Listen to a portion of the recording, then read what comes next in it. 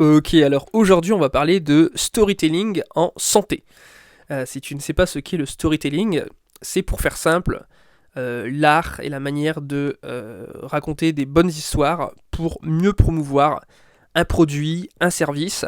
Et ça n'est pas réservé qu'à du marketing. Toi-même, inconsciemment, tu fais du storytelling lorsque par exemple tu vas candidater à un poste et puis que tu vas expliquer de par ton parcours, de par ton histoire, en quoi tu es plus légitime qu'un autre candidat pour avoir ce poste à responsabilité. Donc ici, ce qu'on va voir, c'est comment on peut l'appliquer à la santé, avec des exemples concrets, beaucoup d'idées, et sur quelles émissions, sur quelles personnalités, sur quelle chaîne YouTube on peut s'appuyer pour progresser dans cette façon de bien raconter les histoires. Il faut savoir que c'est tout un art et qu'il y a des métiers qui existent, qui s'appellent copywriter, et ce sont des gens qui rédigent des mails de vente pour inciter justement les acheteurs à prendre conscience de tout l'intérêt, de tous les bénéfices qu'apportent leurs produits.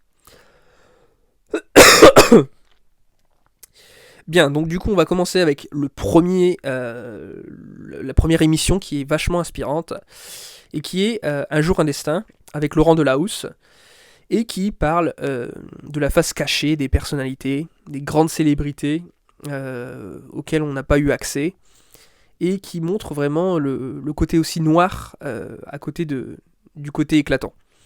Ça c'est super intéressant si admettons tu es, je vais dire un exemple, tu bosses chez Servier, tu sais que son fondateur, Jacques Servier, c'était un homme qui était énormément charismatique. Et si jamais tu souhaites créer du contenu pour faire mieux connaître ton laboratoire, eh bien tu vas parler, admettons, de sa vie, de comment il a fondé le labo, et tu peux t'inspirer de cette émission Un jour un destin pour voir un peu la dynamique, la façon aussi dont est abordée sa vie au niveau des étapes. Pardon, un peu compliqué aujourd'hui, au niveau des étapes. Et voilà pour ce premier point. Deuxième point que je te conseille, c'est Secret d'Histoire. Secret d'Histoire, moi j'ai toujours dévoré les émissions parce que je suis un grand passionné d'histoire, mais au-delà même de la passion de l'histoire, ça plaît à n'importe qui. Pourquoi ? Parce que ça aborde l'histoire d'une façon atypique, en mettant l'accent sur des détails croustillants, des anecdotes, parfois gênantes, parfois risibles, et finalement, c'est ça qu'on retient de l'histoire. Ça va pas être toutes les dates de toutes les guerres, ça va être tel personnage que l'on va relier un peu comme un puzzle avec tel autre personnage de l'histoire.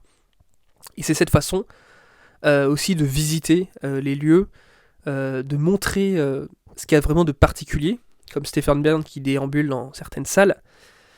Pour créer du contenu en santé, tu peux très bien imaginer, voilà, on va vous montrer aujourd'hui la chaîne de production de nos génériques, admettons. Et, et voilà, on vous montre l'envers du décor, on rassure le patient final sur le chemin, sur la traçabilité.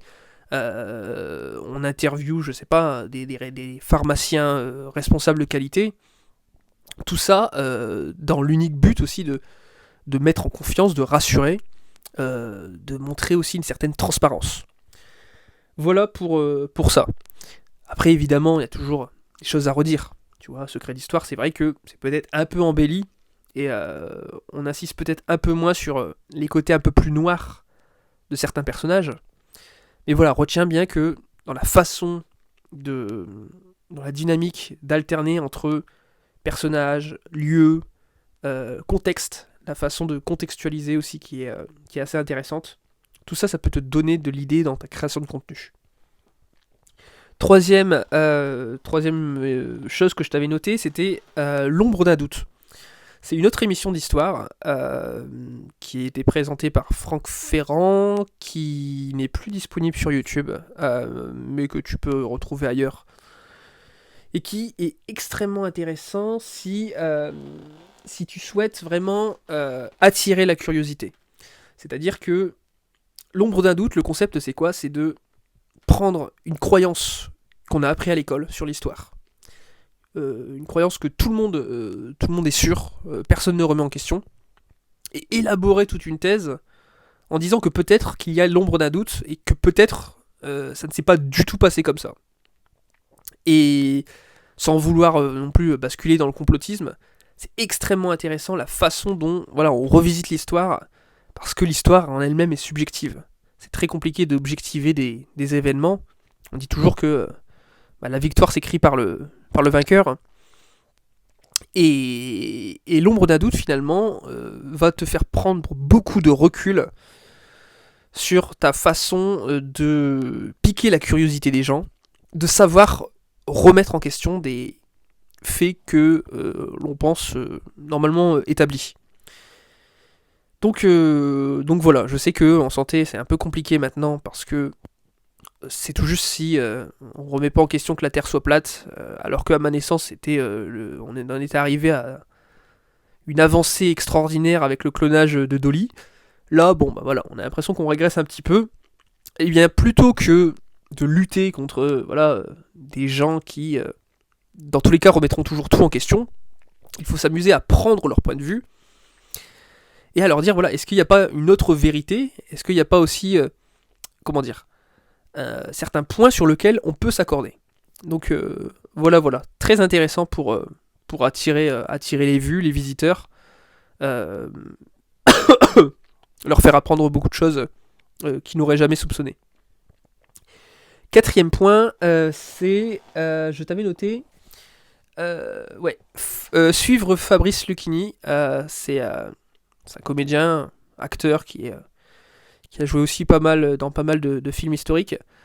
C'est quelqu'un qui raconte extrêmement bien les histoires, et tu vas voir que dans la structure qu'il donne à ses discours, c'est le débit de la voix, l'éloquence, qui fait que tu restes pendu à ses lèvres, parce que tu as envie de savoir le reste. Donc ça, je te l'avais noté un peu pour tout ce qui est un peu prise de parole.